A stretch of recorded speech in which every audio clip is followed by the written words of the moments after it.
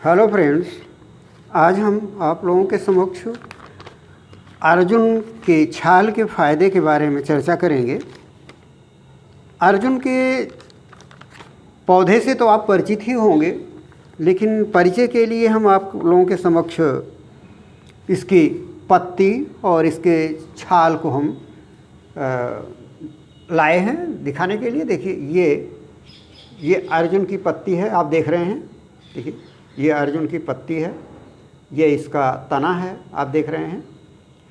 तो ये अभी हल्का है, जब छोटा रहता है तो थोड़ा कलर्ड रहता है, और जब इसका विशालकाय वृक्ष हो जाता है तो वो सफ़ेद हो जाता है, उसका ऊपरी छिलका जो है वो सफ़ेद हो जाता है।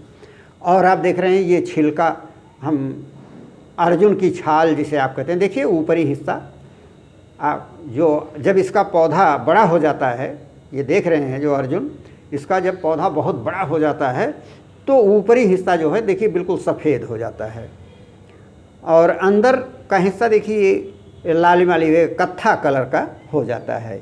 ये देखिए ताज़ा हम ले आए हैं, ताज़ा मिल गया था अर्जुन का पौधा यहाँ बगल में है, यहाँ से हम ले लिए थे। तो आप अगर मिले तो ताज़ा ले लें, और नहीं मिलता है तो आप प्रतिदिन तो ताज़ा पाएंगे नहीं, इसको आप ला के ताज़ा छाल अगर कहीं मिल जाता है तो उसको निकाल के ले आइए, सुखवा लीजिए, सुखवा के इसका पाउडर बना के रख लीजिए। हाँ, छाए में सुखाएंगे आप, धूप में नहीं सुखाएंगे। धूप में सुखाएंगे तो इसका महत्व जो है वो कम हो जाएगा। तो अब हम इसके गुणों की चर्चा करेंगे, इसका उपयोग आप कैसे करेंगे। गुण तो आप जानते ही हैं कि ये थोड़ा बकबका टाइप का होता है स्वाद इसका, और ये आपका एक तरह से एंटीसेप्टिक भी होता है और एंटीबायोटिक भी होता है। इसका सेवन अगर आप करते हैं तो किसी अन्य बीमारी का अटैक होने का संभावना कम रहता है। इसमें रोग प्रतिरोधक क्षमता बहुत तेज़ होती है।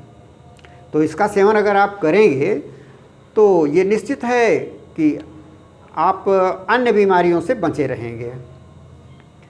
किसी अन्य बीमारी का इस पर आपके शरीर पर आक्रमण नहीं हो पाएगा इसके सेवन काल में। तो सबसे पहले हम इसका उपयोग हाई ब्लड प्रेशर पर बताएंगे आपको।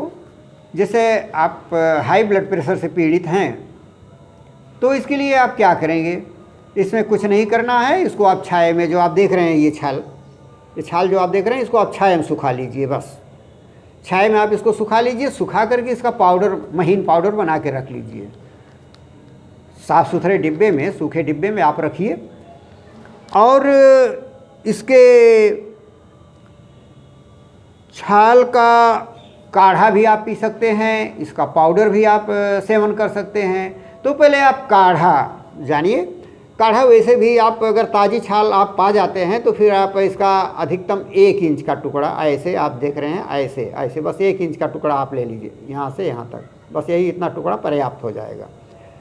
तो लगभग 1 इंच का टुकड़ा आप इसको खूब क्रश कर लीजिए। क्रश करके लगभग 1 गिलास पानी में पका लिए, और आधा गिलास से कम रह जाए तो उसे आप छान कर पी लीजिए। वैसे भी आप पी सकते हैं।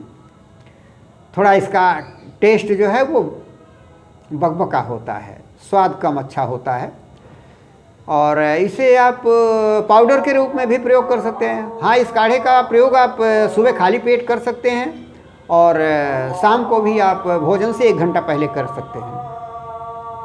इसको बिल्कुल निर्भयतापूर्वक प्रयोग कीजिए, इसका कोई दुष्प्रभाव नहीं होता है। हाँ, मात्रा का थोड़ा ध्यान दें, अवस्था और बल के अनुसार आप मात्रा घटा बढ़ा सकते हैं, और घटाएं बढ़ाएं भी। निर्देशित मात्रा जो है वो तो केवल सामान्य निर्देश होता है, लेकिन आपकी आयु कितनी है, आपका बल स्वास्थ्य कैसा है, उसके आधार पर मात्रा निर्धारित करती है ना। तो उस हिसाब से आप मात्रा का चयन कीजिए। और चूर्ण का भी आप सेवन कीजिए, वो भी आप सुबह खाली पेट ले लीजिए। लगभग चूर्ण आप कितना लेंगे ये आप ध्यान दें। लगभग इसका चूर्ण आप 1 ग्राम से 2 ग्राम तक ले सकते हैं, इससे अधिक ना लीजिएगा। 2 ग्राम तक आप ले सकते हैं। सुबह खाली पेट गुनगुने पानी के साथ ले लीजिए, शाम को सोते समय भी आप गुनगुने पानी से ले लीजिए, बहुत उत्तम लाभ इसका मिलेगा आपको। और सर्दी जुकाम पर भी इसका अच्छा असर देखा गया है। इसके लिए जब आपको खांसी आती हो, जुकाम हो गया हो, तो ऐसी स्थिति में आपको अड़ूसा या वासा के नाम से आयुर्वेद में जाना जाता है उसे, उसकी ताज़ी पत्ती मिल जाती है, तो उसका आप स्वरस ले लीजिए। लगभग 1 चम्मच स्वरस में इसके 1 चम्मच पाउडर को आप मिलाइए, मिला करके उसको सुखवा दीजिए और सुखा कर फिर से उसका चूर्ण बना करके उसके लगभग 1 ग्राम चूर्ण को सुबह शाम आप लीजिए। देखिए बहुत उत्तम प्रभाव इसका होता है। खांसी में बहुत उत्तम उपयोग इसका देखा गया है। और गुनगुने पानी से आपको लेना है। और हृदय रोग में आप इसके लगभग 3 ग्राम पाउडर, 3 ग्राम अवस्था और बल के अनुसार आप लीजिएगा। वैसे 2.5 ग्राम से अधिक मत सेवन कीजिएगा। निर्देशित मात्रा 3 ग्राम है इसकी, लेकिन जैसा आपका स्वास्थ्य हो, जैसी आपकी आयु हो, उस हिसाब से आप लीजिएगा। तो इसलिए हम ये एडवाइस करेंगे कि आप जो है 2.5 ग्राम ही सेवन कीजिए। तो 2.5 ग्राम आप जो है सुबह शाम गुनगुने जल के साथ सेवन कीजिए। इसका पाउडर बहुत उत्तम वर्क देखने को मिलेगा आपको। और शुगर की बीमारी में भी इसका बहुत उत्तम उपयोग देखा गया है। तो इसके लिए आप क्या करेंगे, मान लीजिए आप शुगर से पीड़ित हैं, तो आप क्या करेंगे, शुगर की बीमारी में अगर आप इसका प्रयोग करते हैं तो इसमें आप जो पाउडर इसका बनाए हैं इस छाल का, आप वो पाउडर जितना हो उतना ही आपको जामुन की गुठली आपको जड़ी बूटी की दुकान पर आराम से मिल जाएगा। तो आप जामुन की गुठली का पाउडर ले लीजिए। जितना आपका ये इसके अर्जुन के छाल का पाउडर है उतना ही आपके जामुन की गुठली का चूर्ण होना चाहिए। दोनों को समान मात्रा में आप मिला के रख लीजिए और 1-1 चम्मच सुबह शाम आप गुनगुने जल के साथ लीजिए। देखिए शुगर पर इतना अच्छा प्रभाव देखने को मिलेगा कि आप आश्चर्यचकित रह जाएंगे। तो इस तरह आप इसका प्रयोग करें, इसका लाभ उठाएं। और अर्जुन की छाल के चूर्ण को आप चाय के रूप में पी सकते हैं सुविधा के लिए। वैसे आप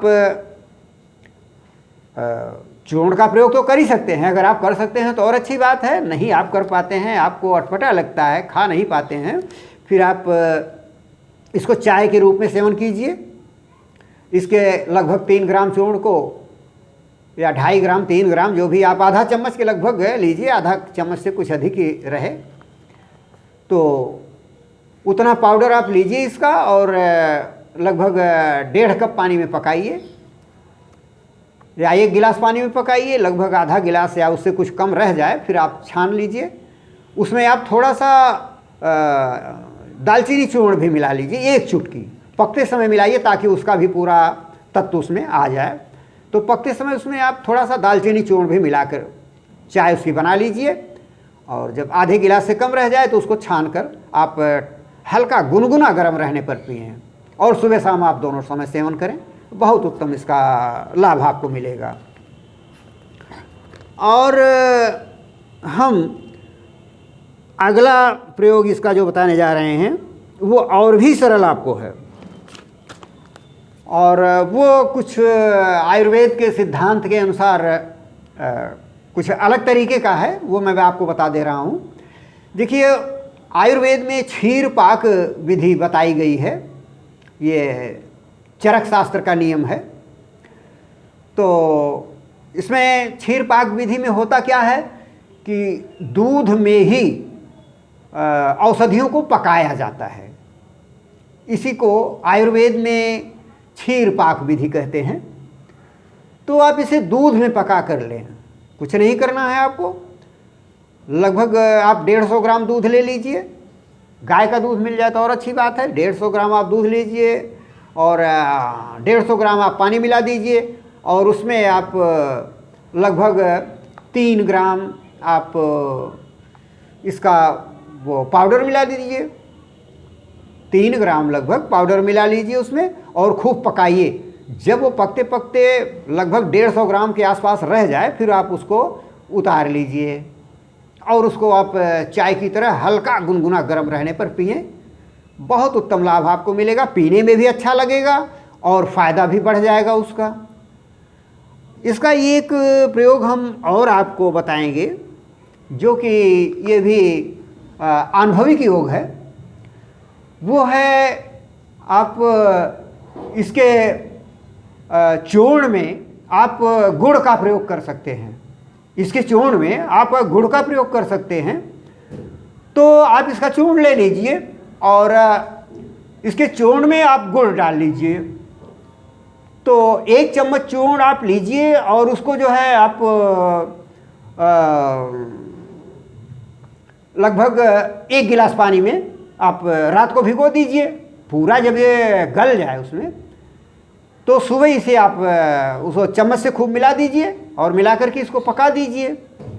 पका देंगे जब आप इसको तो ये लगभग आधे गिलास से कुछ कम रह जाए या आधा गिलास रह जाए तो पकाते समय ही इसमें आप पुराना गुड़ अगर पा जाएं तो बहुत अच्छी बात है। आप पुराना गुड़ डालिए, ज़्यादा अच्छा होगा।